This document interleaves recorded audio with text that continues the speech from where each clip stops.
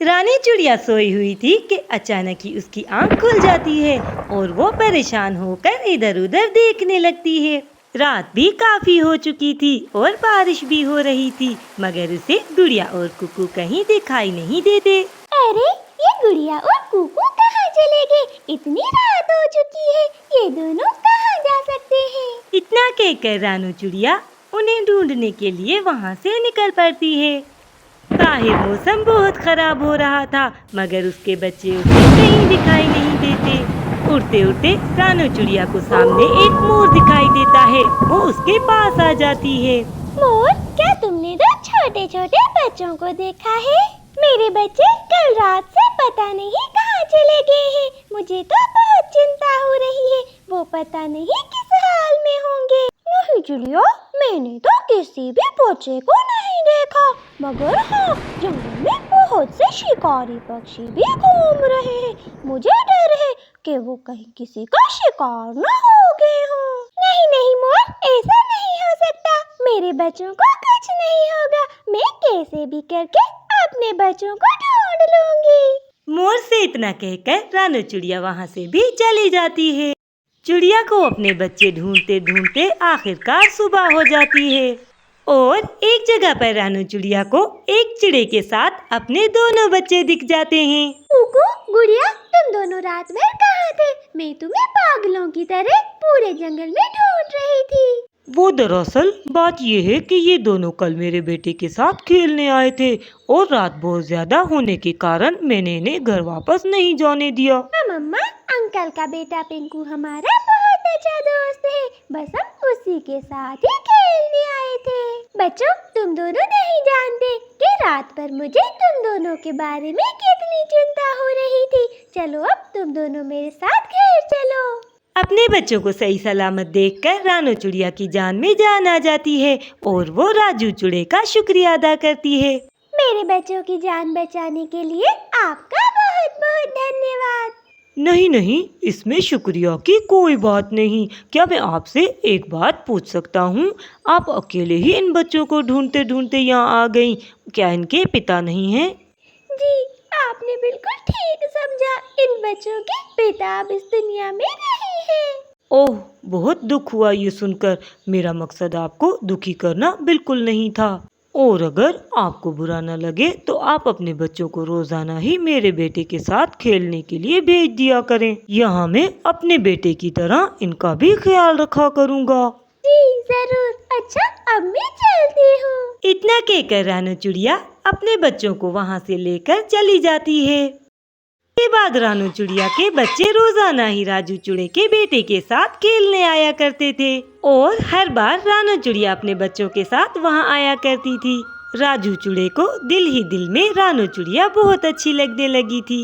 और एक दिन रानू और उसके बच्चे जब राजू चिड़े के पास आते हैं तो राजू चिड़ा रानू से कहता है, रानू, क्या मैं आपसे एक बात पूछ सकता हूँ? अगर आपको कोई अच्छा सा चिड़ा मिल जाए तो क्या आप उससे शादी कर लेंगी?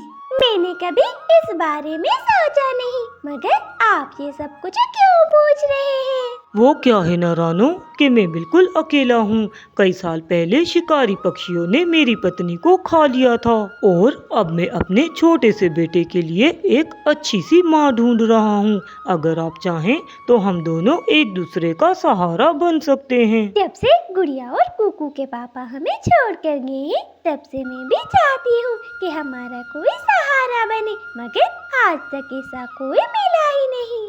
रानू, अगर तुम चाहो तो मैं तुम्हारी सारी जिम्मेदारी लेने के लिए बिल्कुल तैयार हूँ। ये सुनकर रानू चिड़िया थोड़ी देर के लिए चुप हो जाती है। क्या बात है रानू, क्या तुम्हें मेरी बात बुरी लगी? नहीं नहीं, ऐसी बात नहीं है, मैं आपको सोच कर बताऊंगी। रानू चिड़िया अपने बच्चों के साथ घर वापस आ जाती है।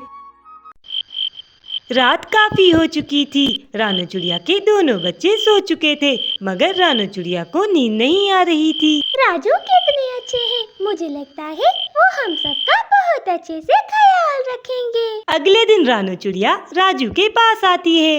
राजू जी, क्या गुड़िया और कुकू आपको पापा कह सकते हैं? रानू चिड़िया की ये बात सुनकर राजू चिड़ा बहुत खुश हो जाता है। और फिर अगले ही दिन वो दोनों खुशी खुशी शादी कर लेते हैं और शादी करके राजू चूड़ा रानू को अपने घर ले आता है। इस तरह रानू के बच्चों को पिता और राजू के बेटे को एक माँ मिल जाती है। इस तरह हंसी खुशी बहुत से दिन गुजर जाते हैं और एक दिन रानू चिड़िया अपने बच्चों के साथ घर के बाहर खड़ी थी कि गुड़िया चिड़िया उसे कहती है, मम्मा बहुत भूख लगी है, कुछ खाने के लिए है क्या? हाँ मम्मा, मुझे भी बहुत भूख लगी है। देखो बेटा, अब रात होने को है और इस समय हमारा घर से बाहर जाना ठीक नहीं है। और इतने में उड़ता हुआ राजू भी कहीं से आ जाता है। वो उन सब की सारी बातें सुन लेता है।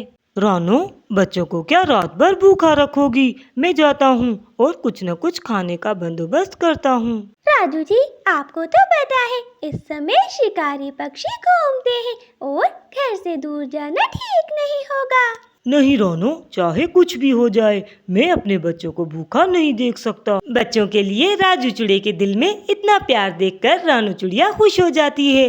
राजू जी, आप जल्दी वापस आ जाइएगा। अच्छा मेरी प्यारी पत्नी, मैं जल्दी वापस आ जाऊंगा, तुम चिंता ना करो। मगर राजू को घर से निकले थोड़ी ही देर हुई थी कि चारों तरफ अंधेरा फैल जाता है। काफी देर ढूंढने के बाद आखिरकार राजू को एक फलदार पेड़ दिख ही जाता है। अरे वाह, ये फल तो काफी मजेदार लग रहे हैं। इन्हें खाकर मेरे बच्चे तो खुश हो जाएंगे और बच्चों को खुश देखकर रानू भी बहुत खुश होगी। और फिर इसके बाद पेड़ पर चढ़कर जल्दी जल्दी राजू चूड़ा फल तोड़ने लगता है। मगर थोड़ी ही देर पेड़ों में छुपी एक जालिम चील राजू को देख लेती है। काफी दिनों से मैंने किसी चिड़िया का शिकार नहीं किया, इस चिड़े को खाकर मुझे मजा आ जाएगा। इतना कहकर वो चील वहाँ से उड़ती है और वो चील राजू चूड़े पर हमला कर देती है। सामने ही फूलों के पास बैठी हुई एक बुलबुल ये सब कुछ देख लेती है। अरे, ये चील तो उस रानू के पति को खा जाएगी, मुझे जल्दी जाकर उन्हें बताना होगा। नहीं, ये नहीं हो सकता। बुलबुल, ये तुम क्या कह रही हो? ऊपर वाला मुझे साथ बार बार ये सब नहीं कर सकता।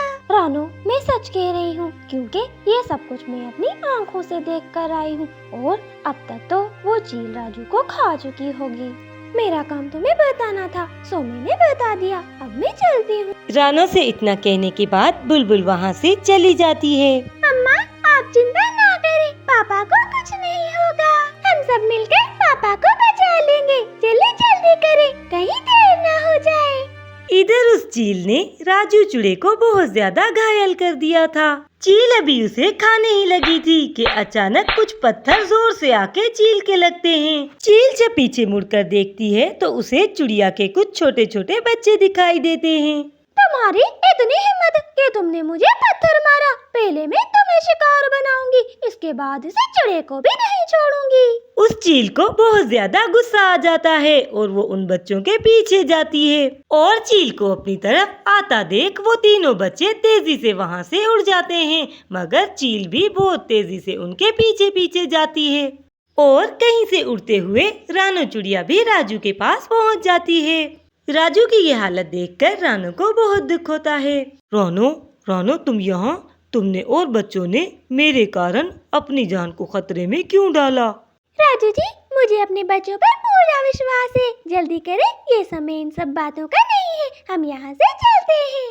इधर वो तीनों बच्चे तेजी से उड़ते हुए चील को अपने पीछे लगाए हुए थे। वो चील पहले ही पत्थर लगने की वजह से घायल थी, इसलिए वो एक बहुत बड़े पेड़ से टकराकर नीचे गिर जाती है और वो चील मर जाती है।